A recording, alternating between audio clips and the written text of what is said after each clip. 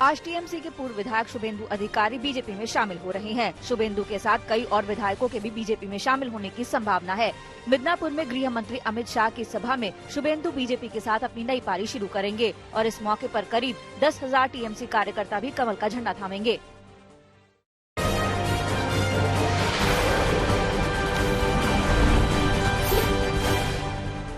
गृह मंत्री अमित शाह 2 दिनों के बंगाल दौरे पर कोलकाता में हैं। आज वो मेदिनीपुर जाएंगे और खुदीराम बोस को श्रद्धांजलि देंगे। साथ ही रामकृष्ण मिशन का दौरा भी करेंगे। गृह मंत्री आज सिद्धेश्वरी मंदिर में पूजा पाठ भी करेंगे। 20 दिसंबर को गृह मंत्री बोलपुर जाएंगे और विश्व भारती का दौरा करेंगे। खुदीराम बोस के प्रति अपनी श्रद्धांजलि अर्पित करेंगे। फिर वहाँ के प्रसिद्ध माताजी के मंदिर में जाएंगे। वहाँ से एक जनसभा को भी संबोधित करेंगे और मुझे लगता है उस जनसभा में काफ़ी लोग बीजेपी ज्वाइन कर सकते हैं। एक ज्वाइनिंग का भी कार्यक्रम हो सकता है। अमित शाह के बंगाल दौरे से पहले गृह मंत्रालय के आला अधिकारियों ने पश्चिम बंगाल के डीजीपी और मुख्य सचिव के साथ बैठक की। दोनों सीनियर अधिकारियों ने गृह मंत्रालय को सूबे में कानून व्यवस्था के हालात की जिम्मेदारी दी। साथ ही जेपी नड्डा के काफिले पर हमले को लेकर भी ब्यौरा दिया। सूत्रों की माने तो बंगाल के दोनों अधिकारियों को सख्त निर्देश दिए गए कि अमित शाह के दौरे में सुरक्षा के पुख्ता इंतजाम होने चाहिए। अमित शाह का दौरा बीजेपी के मिशन बंगाल को देखते हुए काफी अहम माना जा रहा है। कयास लगाए जा रहे हैं कि टीएमसी के कई नेता बीजेपी में शामिल हो सकते हैं। साथ ही अमित शाह उन 7 नेताओं के साथ मीटिंग भी करने वाले हैं जिनके कंधे पर बीजेपी को जिताने की जिम्मेदारी दी गई है। बीजेपी ने 7 दिग्गजों को मिशन बंगाल की बड़ी जिम्मेदारी सौंपी है। इस स्पेशल 7 में 5 केंद्रीय मंत्री और 2 सूबे के कद्दावर मंत्री शामिल हैं। केंद्रीय मंत्रियों में संजीव बालियान, गजेंद्र सिंह शेखावत, मनसुख मंडाविया, अर्जुन मुंडा और प्रहलाद पटेल शामिल हैं। यूपी के डिप्टी सीएम केशव मौर्य और मध्य प्रदेश के गृह मंत्री नरोत्तम मिश्रा को भी टीम में शामिल किया गया है। इनमें से हर एक के कंधे पर 6 लोकसभा क्षेत्र की जिम्मेदारी होगी और ये सभी सीधे अमित शाह, जेपी नड्डा और बीएल संतोष को रिपोर्ट करेंगे। और 9 अन्याय कि अब बंगाल की जनता और अन्याय सहन नहीं करेगी, इसके लिए एक जन जागरण का अभियान जो प्रारंभ किया है वो 6 ऐसे लोकसभा क्षेत्रों में देखने की जिम्मेदारी मुझे दी थी। उसके लिए मैं दूसरी बार आज बंगाल में आया हूं। बीजेपी के कद्दावर नेता रहे शुभेंदु अधिकारी के मामले में एक नया मोड़ आया है। विधानसभा के स्पीकर ने शुभेंदु का इस्तीफा नामंजूर कर दिया है। स्पीकर के मुताबिक शुभेंदु का इस्तीफे का फॉर्मेट ठीक नहीं है।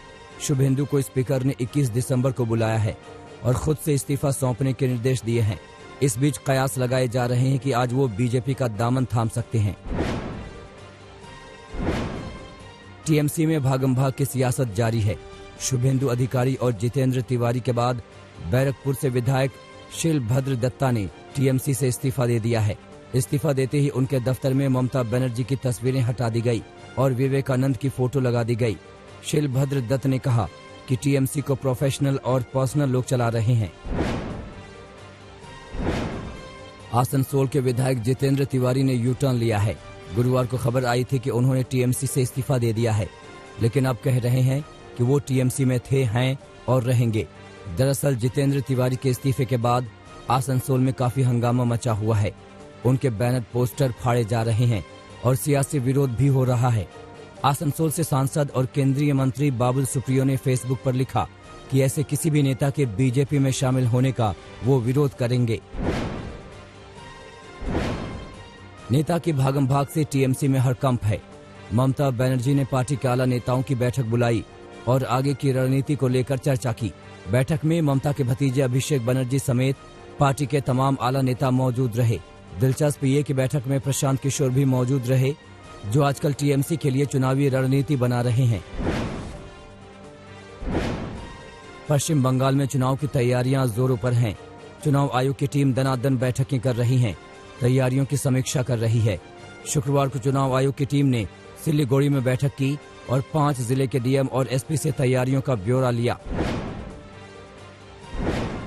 ममता सरकार को सुप्रीम कोर्ट से झटका लगा है। देश की सबसे बड़ी अदालत ने पश्चिम बंगाल की सरकार को निर्देश दिए हैं कि बीजेपी नेताओं पर कोई कार्रवाई नहीं की जाए। कोर्ट ने ये आदेश बीजेपी नेताओं की याचिका पर सुनवाई के दौरान जारी किया है। बीजेपी नेताओं ने याचिका लगाई थी कि उन पर बेवजह मुकदमे किए जा रहे हैं और परेशान किया जा रहा है।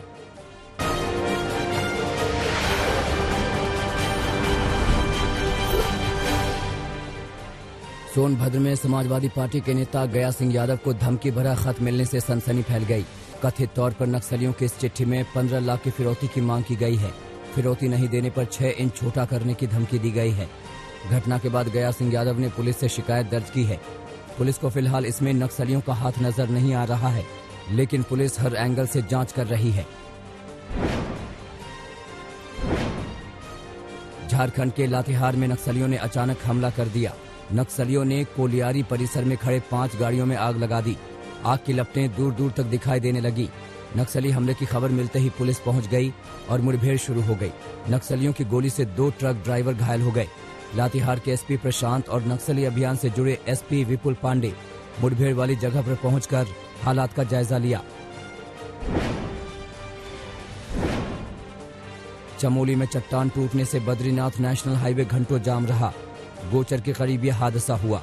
कड़ी मशक्कत के बाद मलबे को साफ किया जा सका।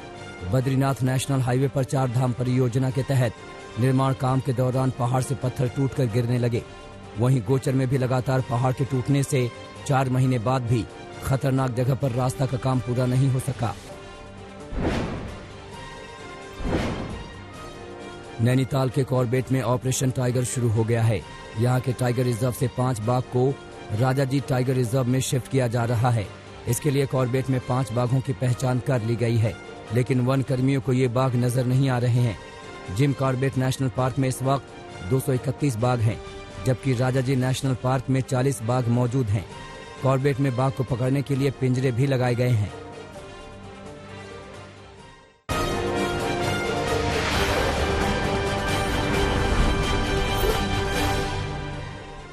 मंडी के ब्यास नदी में सेल्फी लेने के चक्कर में पर्यटक की डूबकर मौत हो गई। सेल्फी लेते समय नदी में पांव फिसल गया, जिसके बाद वो डूबने लगा। मृतक के साथी ने बचाने की कोशिश की, लेकिन वो नाकाम रहा। उसकी तलाश में बचाव दल को भी बुलाया गया। मृतक आगरा का रहने वाला था और यहां से मनाली घूमने जा रहा था।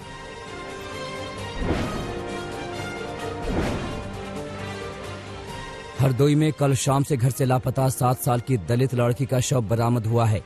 परिवार वालों ने दुष्कर्म के बाद हत्या की आशंका जताई है। मृतक नाबालिग के कपड़े अस्त व्यस्त मिले। पुलिस ने शव को पोस्टमार्टम के लिए भेज दिया है। पूरे मामले की जांच की जा रही है।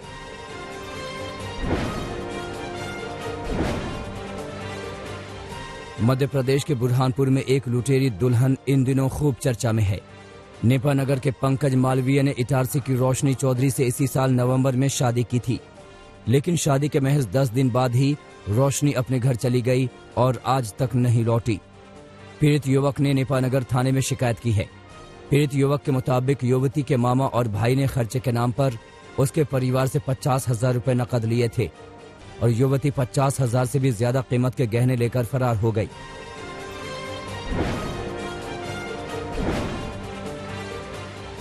धौलपुर के सौंपऊ थाना क्षेत्र में दहेज की मांग पूरी नहीं होने पर नवविवाहिता पर लाठी डंडों से हमला हुआ। ससुराल पक्ष के लोगों ने वारदात को अंजाम दिया। ससुराल पक्ष ने नवविवाहिता के घर वालों की भी पिटाई की, जिसमें विवाहिता, उसका भाई और ड्राइवर गंभीर रूप से घायल हो गया। घायलों के मेडिकल कराने के बाद पुलिस ने जांच शुरू कर दी है। आरोप है कि ससुराल वाले बाइक और दूसरे सामान की मांग को लेकर आए दिन महिला को शारीरिक और मानसिक यातना दे रहे थे। जब बात महिला के घर वालों तक पहुंची तो भाई उसे देखने आया और घर ले जाने लगा, जिसके बाद पीड़िता के ससुराल वालों ने मारपीट की।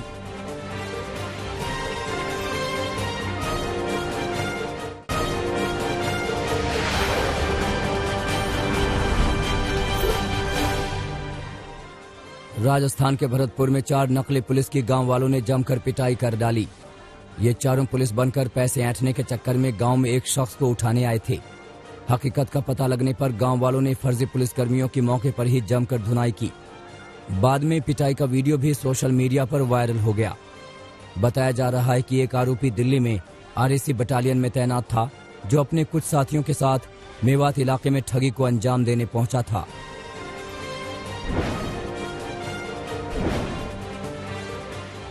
छपरा के मांझी घाट पर फायरिंग के मामले में आखिरकार पुलिस ने 5 अपराधियों को गिरफ्तार कर लिया। अपराधियों के पास से 2 देसी कट्टा, 1 पिस्तौल, 1 चाकू, 10 कारतूस, 6 मोबाइल समेत 2 विदेशी शराब भी बरामद हुई है। अपराधी एक घटना को अंजाम देने की फिराक में थे, जिनके भनक पुलिस को लग गई। पुलिस ने छापेमारी करके अपराधियों को गिरफ्तार किया। इन अपराधियों ने 20 नवंबर की शाम छठ पूजा के दिन मांझी घाट पर फायरिंग की थी।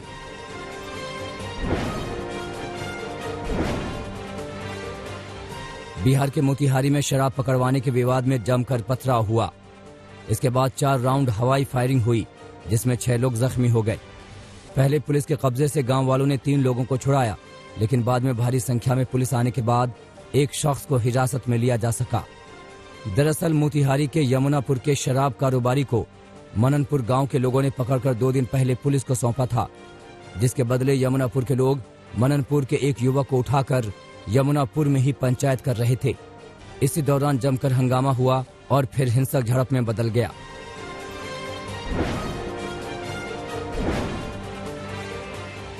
समस्तीपुर में फायरिंग करने वाले मुखिया के खिलाफ केस दर्ज करने के आदेश दिए गए हैं।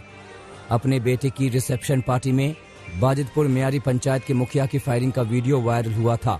इस वीडियो में मुखिया बार बालाओं के साथ डांस करते भी नजर आया।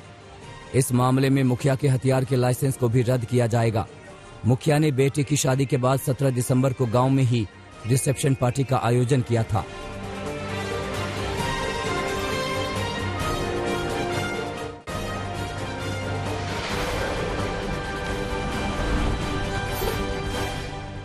नाइजीरिया में बोको हरम के कब्जे से अगवा किए गए 344 स्कूली बच्चों को छुड़ा लिया गया।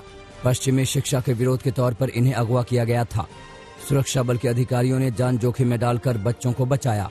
अब बच्चों को मेडिकल जांच के बाद उन्हें घर पहुंचाया जाएगा। ऑस्ट्रेलिया के ब्रिस्बेन में एक दंपत्ति की हत्या मामले की जांच के दौरान पुलिस को आतंकी घटना होने के सबूत मिले हैं। क्वींसलैंड के स्टेट कमिश्नर ने बड़े स्तर की जांच के आदेश दिए हैं। हमलावर ने दंपत्ति की हत्या चाकू से की थी। परमाणु कार्यक्रमों को लेकर अमेरिका से चल रहे तनाव के बीच ईरान ने अंडरग्राउंड न्यूक्लियर साइट बनाई है। एक स्पेस टेक्नोलॉजी कंपनी से ली गई सैटेलाइट तस्वीरों से ये खुलासा हुआ है, मगर ईरान ने इस बात से इनकार किया है। रूस के विपक्षी नेता एलेक्सी नावेल्नी को जहर देने को लेकर सालाना प्रेस कॉन्फ्रेंस में व्लादिमीर पुतिन ने बेबाक जवाब दिए। बावजूद इसके नावेल्नी ने अपने वीकली यूट्यूब शो के जरिए पुतिन पर फिर निशाना साधा है। उन्होंने कहा कि पुतिन की न्यूज कॉन्फ्रेंस देखने के लिए समय ही नहीं मिला। दुनिया में कोरोना के मामले 7 करोड़ 54 लाख के पार चले गए हैं। महामारी में अब तक 16,71,000 से अधिक लोग जान गंवा चुके हैं, जबकि 5 करोड़ 24 लाख लोग अब तक कोरोना को हराकर ठीक हो चुके हैं। अमेरिकी वैज्ञानिकों ने चेतावनी दी है कि सर्दियों में कोरोना से बचने के लिए ज्यादा सावधानी बरतने की जरूरत है। वैज्ञानिकों ने कहा है कि तापमान गिरने की वजह से सतहों पर लगे कोरोना वायरस के कण लंबे समय तक संक्रामक रह सकते हैं। कोरोना के कहर के बीच बर्फीली सर्दी के चलते जर्मनी में राजधानी बर्लिन के एक रेस्टोरेंट को शेल्टर हाउस में बदला गया है। सर्दियों में खुली सड़कों पर सोने वालों को राहत देने के लिए यह कदम उठाया गया है। फिजी में चक्रवाती तूफान यासा ने कोहराम मचा दिया है। बाढ़ और तूफान से अब तक 2 लोगों की मौत की खबर है, जबकि 100 से ज्यादा घरों में बाढ़ का पानी घुस गया है। राहत और बचाव कार्य जारी है। फिजी के प्रधानमंत्री वोरेक बेनीमारामा लोगों से सावधान रहने की अपील की है। बायर्न म्यूनिख के गोलकीपर मैनुअल नोया को फीफा मेंस गोलकीपर्स अवार्ड से सम्मानित किया गया है। खिताब लेने के बाद नोया ने कहा कि ये मेरे जीवन का शानदार पल है। पॉप स्टार जस्टिन बीबर ने अपने सुपरहिट गाने होली के रिमिक्स पर जबरदस्त परफॉर्म किया। जस्टिन के इस परफॉर्मेंस से इकट्ठा होने वाले फंड को नेशनल हेल्थ सर्विस के लिए इस्तेमाल किया जाएगा। जस्टिन बीबर ने होली को 5 साल पहले क्रिसमस के मौके पर ही रिलीज किया था।